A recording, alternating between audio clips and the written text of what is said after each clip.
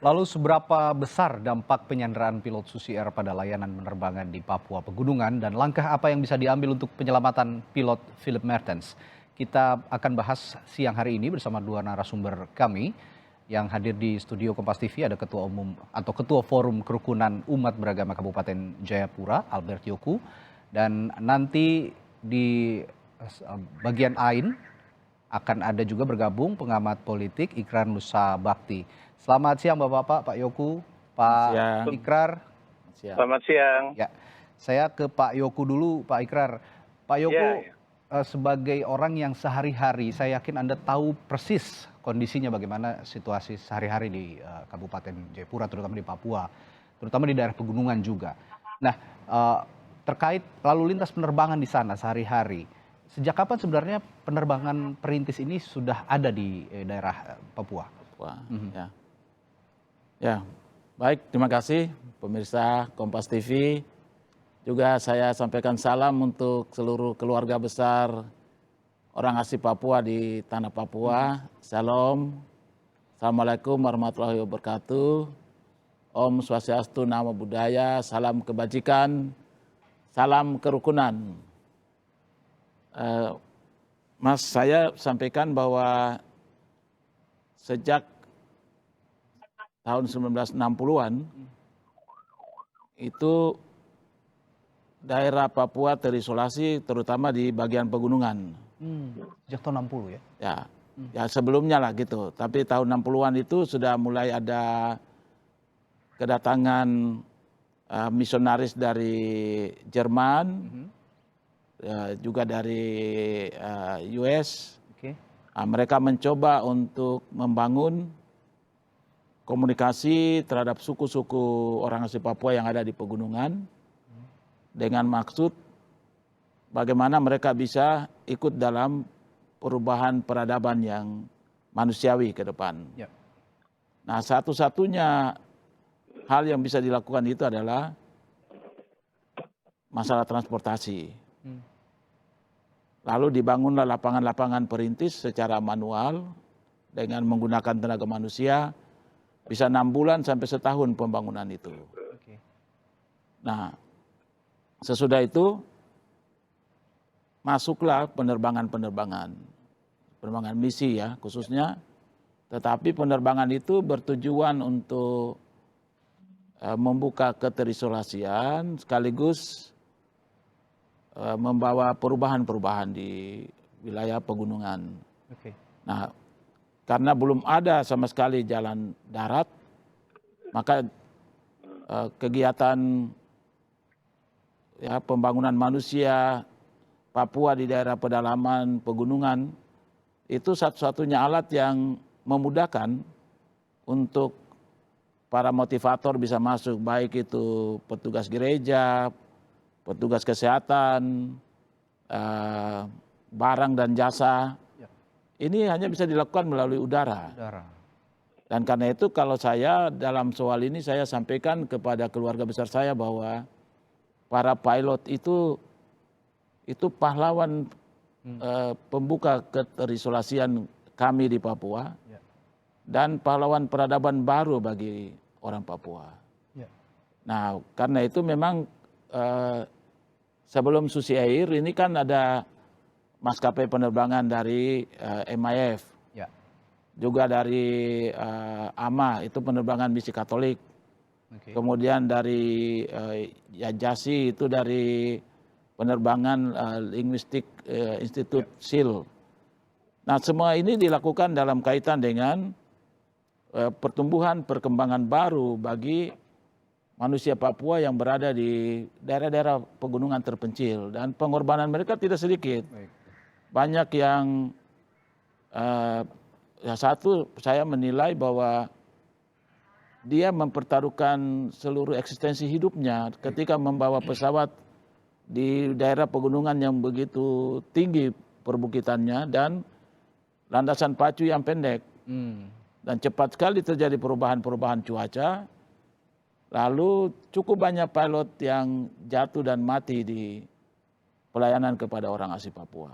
Ya, Jika saya dengar cerita Anda Pak Yoku, begitu sentral, begitu strategis peran penerbangan terutama di pegunungan Papua. Saya akan ke Pak Ikrar Nusa Bakti. Pak Ikrar, jika mendengar cerita Pak Yoku barusan, kita tahu bahwa peran penerbangan perintis di Papua ini sangat sentral, sangat penting sekali, terutama untuk memasok logistik dan keperluan-keperluan sehari-hari masyarakat Papua.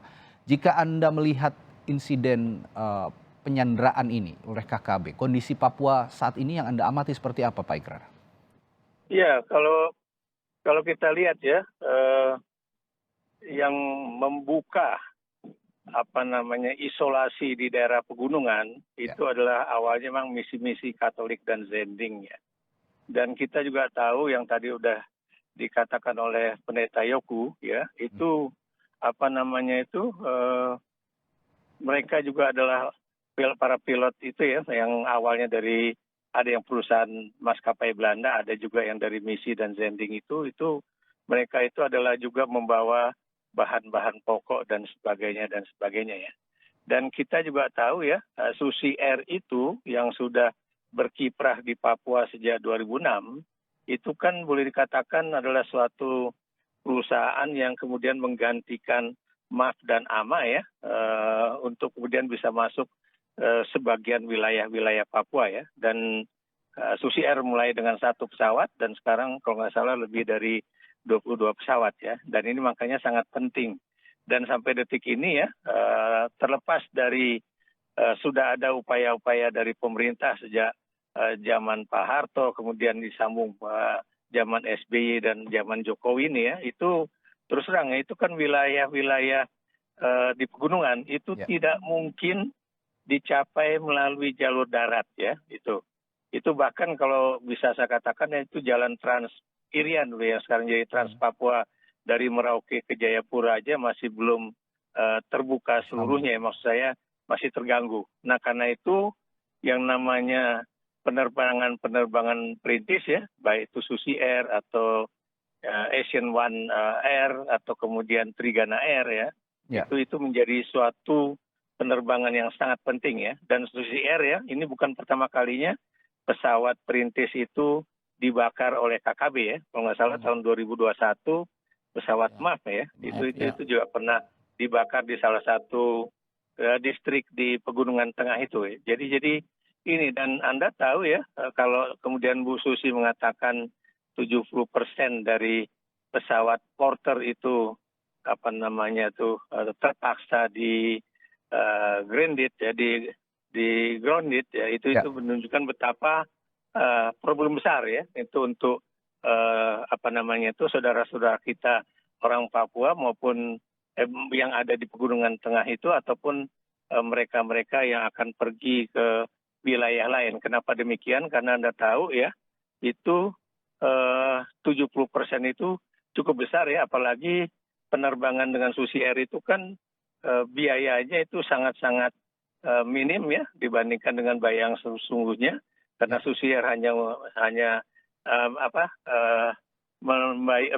menjual tiket 250.000, sementara 65% lainnya itu disubsidi oleh pemerintah ya, dalam hal ini Kementerian Perhubungan. Jadi disitulah pentingnya penerbangan perintis, karena dia bukan cuma mengangkat barang ya, tapi juga mengangkat manusia. Jadi itu yang menjadi suatu hal yang harus diingat ya. Itu yang makanya kalau kemudian ada masih terjadi lagi bahwa penyergapan atau sekarang bahkan pembakaran ya, itu yang membuat kita cukup sedih lah mendengar hal itu.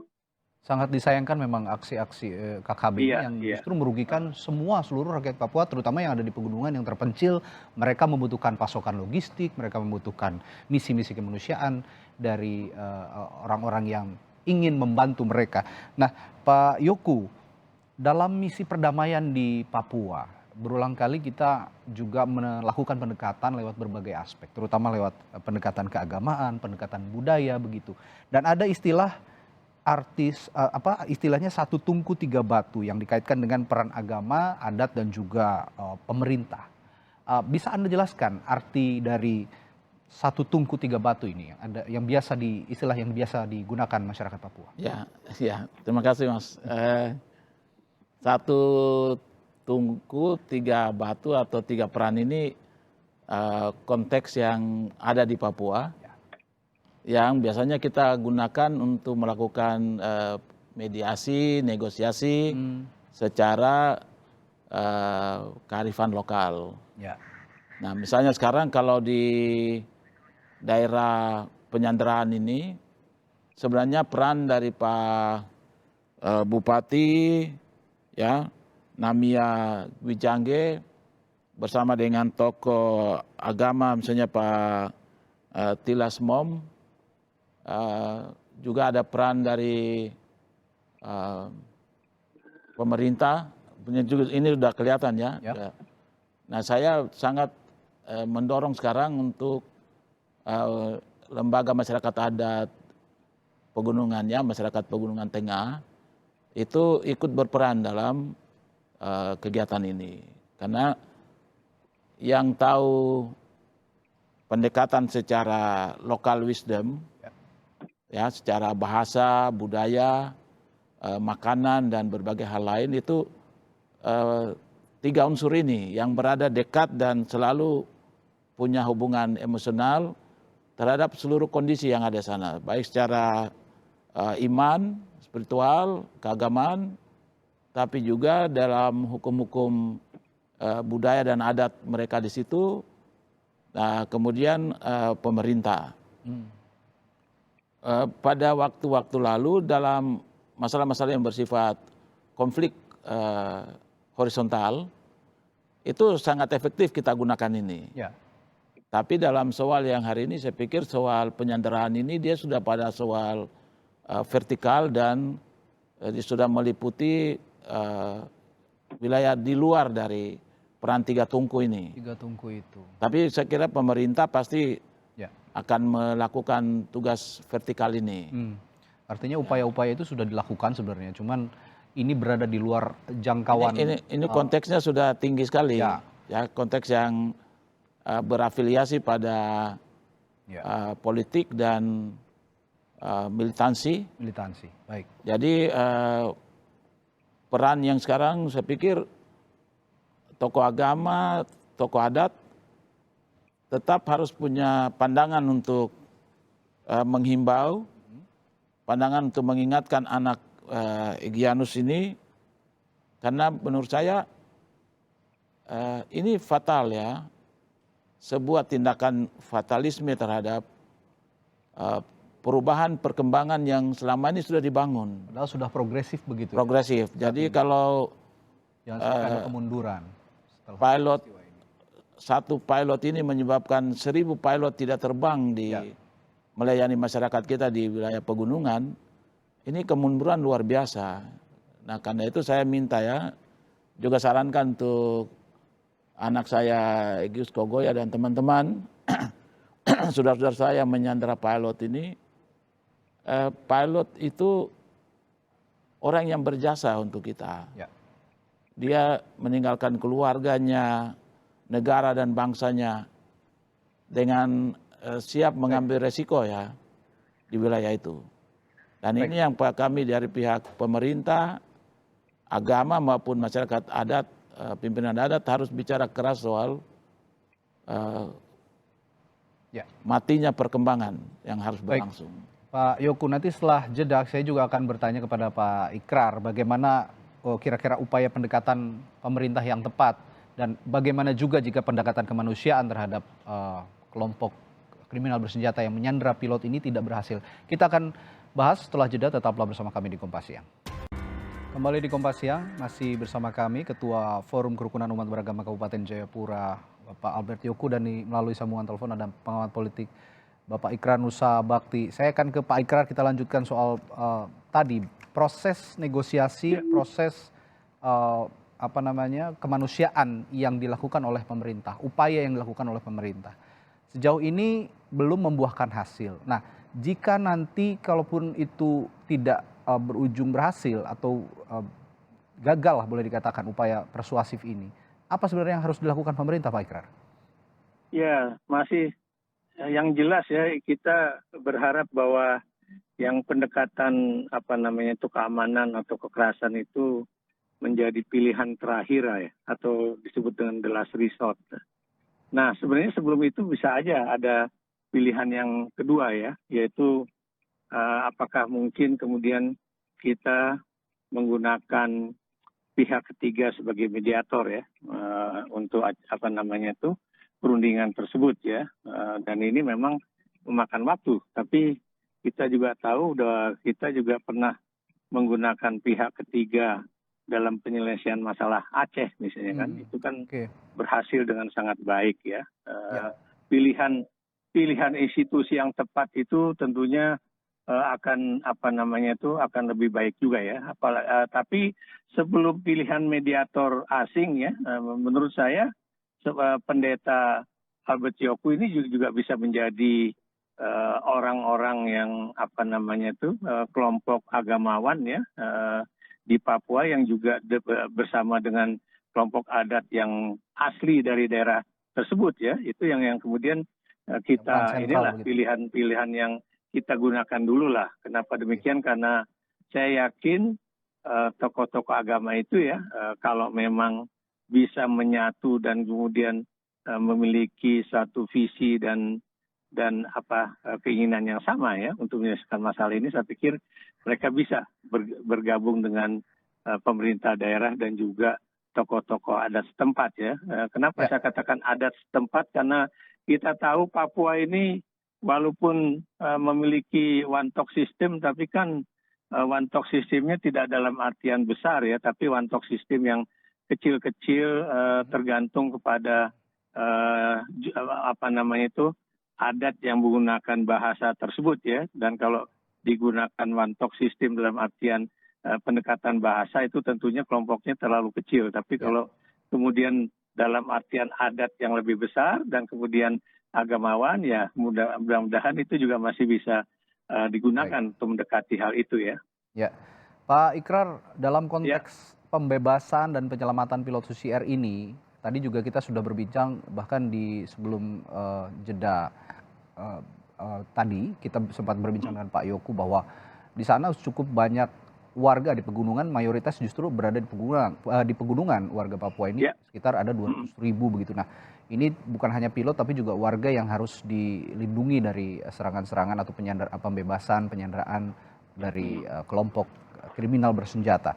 Kalau dalam konteks pembebasan pilot ini, tadi cara kemanusiaan belum bisa dilakukan, apa yang bisa dilakukan pemerintah atau cara terbaik apa yang bisa dilakukan oleh pemerintah untuk membebaskan sandera-sandera ini, Pak Ikrar? Ya, pertama ya, bukan cuma penduduk ya, tapi juga kelompok KKB ini kan termasuk kelompok-kelompok masyarakat di Papua yang selama ini boleh dikatakan terpinggirkan lah ya. Termasuk juga tidak ada komunikasi yang baik ya antara pemerintah, kemudian kalangan militer dan juga tentunya dengan masyarakat setempat ya. Nah, dulu waktu kami masih di LIPI ya, itu kami berupaya untuk mengkoordinasi apa yang disebut dengan dialog Papua ya. Tapi kita tahu beberapa tokoh Papuanya juga udah meninggal dunia ya, termasuk Ater, saya lupa namanya, dan kemudian juga termasuk juga teman saya Muridan udah meninggal, dan kemudian juga Henry Dudan Center atau Human satu institusi yang juga dulu banyak menyelesaikan persoalan-persoalan konflik di berbagai wilayah termasuk di di Aceh ya, itu juga boleh dikatakan masih memiliki keinginan untuk melakukan hal itu ya, karena biar bagaimanapun perdamaian di tanah Papua itu juga menjadi satu hal yang sangat penting, bukan cuma untuk rakyat setempat atau rakyat Indonesia keseluruhan, tapi juga tentunya internasional juga, karena mereka kan juga banyak juga yang memiliki investasi di tanah Papua tersebut gitu. Jadi itu yang harus dikemukakan dulu ya, sebelum kalau memang tidak ada pilihan lain ya. apa namanya itu ya tentunya pendekatan keamanan yang kemudian digunakan, walaupun itu semuanya harus dihitung secara matang ya. Betul. Apa yang akan terjadi, karena saya kebetulan pernah ke Tolikara, ke daerah Nduga dan sebagainya ya, waktu itu diajak oleh Pak Luhut Panjaitan ya, waktu terjadi pembakaran musola di Tolikara itu ya. Jadi di situ saya melihat secara langsung ya bahwa memang wilayah-wilayah itu yang tadi saya katakan tidak mungkin apa namanya itu dicapai melalui jalan darat, walaupun jalan-jalan itu udah dibangun ya. Kenapa demikian? Karena bukan satu distrik ke distrik yang lain aja, tapi satu kampung ke kampung yang lain itu harus dicapai melalui udara ya. Jadi pesawat-pesawat kecil itu yang makanya digunakan ya. Dan saya waktu itu juga cukup bahagia dan bangga karena yang memiloti pesawat yang kami tumpang itu, waktu itu saya dengan Pak Luhut dan teman-teman, itu adalah anak Papua asli. Itu yang saya senang juga ya. Kenapa demikian? Karena dia dengan tenang ya di tengah kabut dan badai akhirnya bisa juga sampai ke Sentani waktu itu. Ya, jadi artinya kalaupun pendekatan kemanusiaan tidak berhasil, ada pendekatan keamanan, tapi harus benar-benar terukur, sistematis dan juga benar-benar diperhitungkan ya baik buruknya. Baik, terima kasih Pak Ikrar dan juga Pak Albert Djoku. Kami apresiasi betul upaya-upaya dari orang-orang seperti Bapak yang terus mendengungkan misi kemanusiaan di sana agar supaya masalah-masalah yang terjadi di Papua segera bisa teratasi. Baik, terima kasih Pak Albert Djoku, Pak Ikrar telah bergabung di Kompas Siang.